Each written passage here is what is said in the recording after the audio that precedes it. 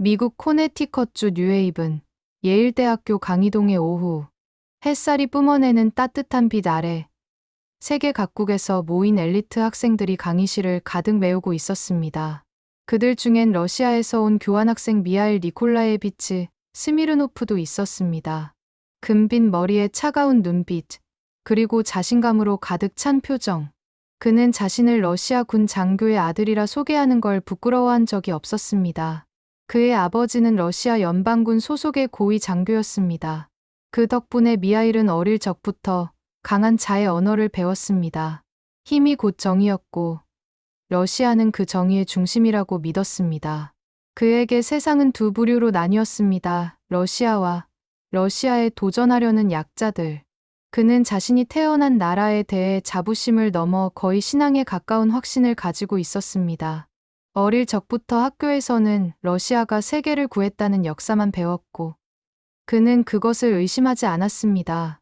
세계의 질서는 강자가 만드는 것이다. 약자는 늘 강자를 시기할 뿐이다. 그는 그렇게 믿고 있었습니다. 하지만 미국에 오면서 처음으로 세상이 달라 보이기 시작했습니다. 예일대 캠퍼스는 자유와 다양성의 상징이었고 그 안에는 미하일이 한 번도 보지 못한 태도와 사고방식이 존재했습니다. 그는 러시아식 사고로는 도저히 이해되지 않는 것들을 마주하게 되었죠. 그 중에서도 그를 가장 불편하게 만든 존재는 한 명의 한국인 유학생이었습니다. 이름은 최유신. 늘 조용하지만 강의에서 발표할 때마다 정확하고 논리적인 말을 했습니다. 영어 발음도 완벽했고 자신감도 넘쳤습니다. 하지만 미하일의 눈에는 그 모든 게 분수도 모르는 오만으로 보였습니다. 그에게 한국은 그저 중국과 일본 사이에 낀 작은 나라에 불과했습니다. 전쟁의 잿더미에서 겨우 살아남은 나라. 미국의 도움으로 겨우 유지되는 나라. 그의 머릿속에는 그런 선입견이 뿌리 깊게 박혀 있었습니다. 그래서였을까요?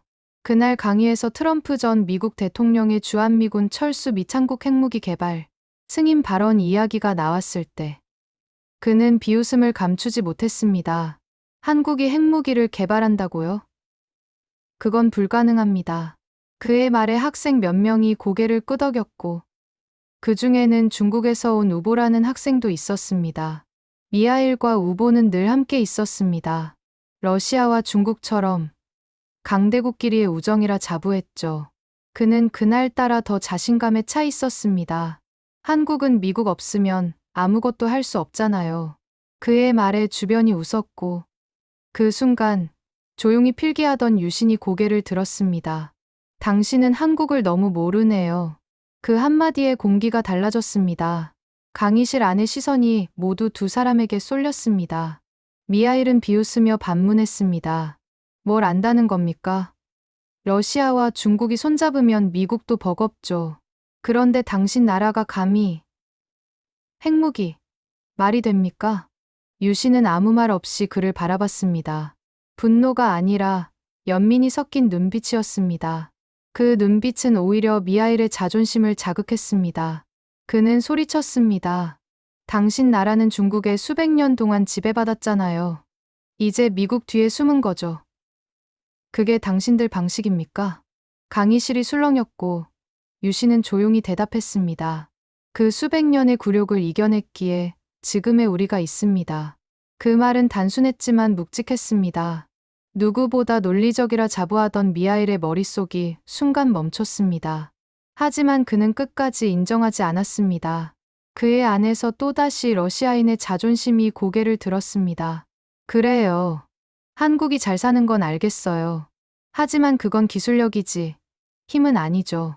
전쟁이 나면 한국은 하루도 버티지 못할 겁니다. 그 말에 유신은 잠시 눈을 감더니 조용히 말했습니다. 당신은 전쟁을 숫자로만 보내요. 하지만 우리는 지켜야 할 이유로 싸웁니다. 그 순간 강의실 문이 열리며 초빙된 텍사스 A&M 대학의 군사학 교수가 들어왔습니다. 그는 미군 출신의 노교수로 세계 각국의 군사 전략을 실제로 다뤄본 실전 전문가였습니다. 교수는 분위기를 읽은 듯 미소를 지으며 말했습니다. 방금 아주 흥미로운 토론이 있었나 보군요. 학생들이 긴장했습니다.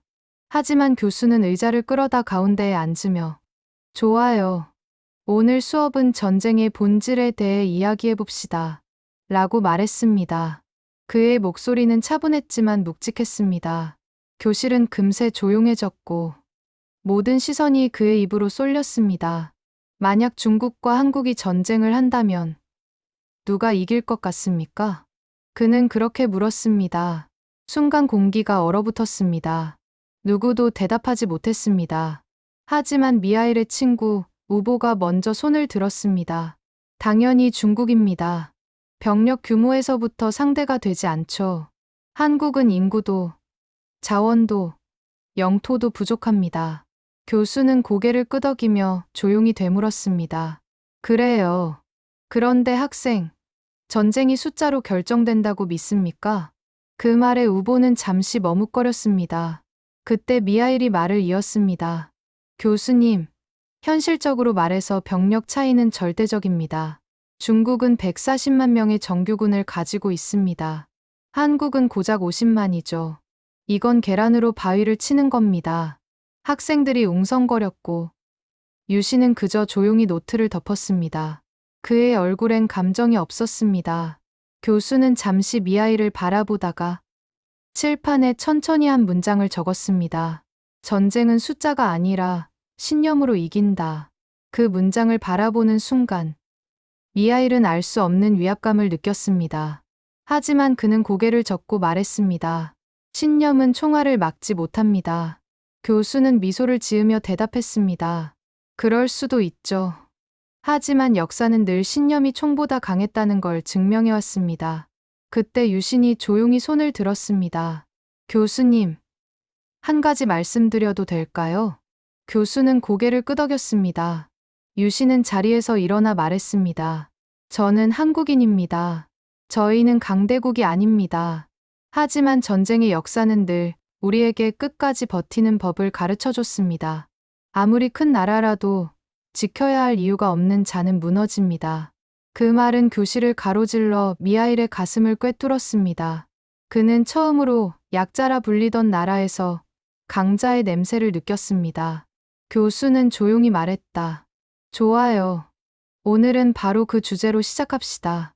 전쟁에서 진짜 강한 나라는 싸워서 이긴 나라가 아니라 지켜내야 할 무언가가 있는 나라입니다. 그 말에 미하일의 시선은 유신을 향했습니다. 조용히 앉아있는 그 한국인 학생. 그의 눈에는 흔들림이 없었습니다. 그날 미하일은 처음으로 생각했습니다. 저 눈빛은 도대체 어디서 오는 거지? 강의실의 공기가 묘하게 달라졌습니다. 교수의 말 한마디가 마치 단단히 얼어있던 공기를 깨부순 듯했습니다. 누구도 말을 이어가지 못했습니다. 그저 교수가 손에 쥔 펜이 칠판에 닿는 소리만 들릴 뿐이었습니다. 자, 이제 묻겠습니다. 그는 잠시 미하일과 우보를 번갈아 바라보며 말을 이었습니다. 병력 숫자가 전쟁을 결정한다고 했죠. 그럼 수나라와 당나라가 고구려를 무너뜨렸습니까? 학생들이 서로를 바라보았습니다. 그 질문은 너무나도 단순했지만 그 안엔 무게가 있었습니다. 교수는 천천히 말을 이어갔습니다. 중국은 100만 대군을 이끌고 고구려를 공격했습니다. 하지만 결과는 어땠죠? 수나라는 패망했고 당은 피를 흘리며 물러났습니다. 이건 숫자의 문제가 아니었습니다. 그는 목소리를 낮추었습니다. 그건 정신의 차이였습니다. 고구려인들에게 그 땅은 단순한 영토가 아니라 조상과 후손이 살아갈 터전이었습니다. 그들에게 항복은 존재하지 않았습니다. 유신은 그 말을 들으며 조용히 눈을 감았습니다. 그의 손끝이 미세하게 떨리고 있었습니다. 미하일은 그 모습을 보며 이해할 수 없다는 듯 고개를 저었습니다. 정신력이라니 전쟁은 총과 미사일로 하는 거지. 그는 속으로 그렇게 중얼거렸습니다. 교수는 다시 칠판 앞에 서서 말을 이어갔습니다. 현대전도 마찬가지입니다. 전쟁은 더 이상 숫자 싸움이 아닙니다. 지금의 전쟁은 기술, 정보, 그리고 집단의 결의로 결정됩니다. 그는 칠판에 크게 한 단어를 썼습니다. 의지웨어. 한국군의 진짜 강점은 이 단어에 있습니다. 그 순간 교실 안의 공기가 바뀌었습니다. 학생들은 숨을 죽였고 교수는 조용히 말을 이어갔습니다. 베트남전 당시 나 역시 미군으로 참전했습니다. 솔직히 말해 우리는 처음에 한국군을 과소평가했습니다. 체격도 작고 장비도 오래된 것들이었죠. 하지만 전장에서 우리가 본 것은 괴물이었습니다. 강희실이 숨죽였습니다. 그의 목소리는 낮았지만 그 안에는 묵직한 진심이 담겨 있었습니다. 한국군은 비가 오면 비 속에서 싸우고 더위가 오면 그 속에서 싸웠습니다. 명령을 기다리지 않았습니다. 그들은 먼저 움직였고 반드시 목표를 완수했습니다. 그는 잠시 말을 멈추었습니다. 베트남의 정글에서 내가 목숨을 구한 날이 있습니다. 내 앞에 부비 트랩이 설치되어 있었죠. 난 몰랐습니다. 그런데 옆에 있던 한국군 병사가 나를 밀쳐냈습니다. 그리고 그는 그대로 폭발에 휘말렸죠. 강의실 안이 정적에 잠겼습니다. 교수는 천천히 고개를 들었습니다. 그 병사는 22살이었습니다. 그날 이후 나는 한국이라는 나라를 다시 보게 되었습니다. 그들의 힘은 총에서 나오는 게 아니었습니다. 그건 사람의 힘이었습니다. 유신의 눈이 젖어들었습니다. 미하일은 고개를 숙였습니다. 그의 손은 테이블 밑에서 꽉 쥐어져 있었습니다. 교수는 말을 이어갔습니다. 한국군은 지금도 세계에서 가장 높은 수준의 전투 준비 태세를 갖춘 군대입니다. 예비군만 300만 명이 넘죠. 게다가 대부분은 고등교육을 받은 인재들입니다. 그들은 기술과 전술을 동시에 이해하는 세대입니다. 그는 손가락으로 칠판을 두드리며 말했습니다. 이건 단순한 숫자가 아닙니다. 한국의 군사력은 집단적 지성 위에 세워져 있습니다. 우보가 손을 들었습니다. 하지만 교수님, 중국은 그보다 훨씬 많은 병력과 무기를 갖고 있습니다. 한국이 기술은 좋아도 양에서 밀리면 질 수도 있지 않습니까? 교수는 미소를 지었습니다. 좋아요. 좋은 질문이에요. 그는 다시 칠판에 두 단어를 적었습니다. 양 quantity, 질 quality. 중국의 병력은 많습니다. 하지만 장비의 신뢰도, 통신체계, 그리고 실전 경험은 별개입니다. 중국의 최신 스텔스기라고 하는 J-20 그중 절반은 실제 전투에 투입되지 못했습니다.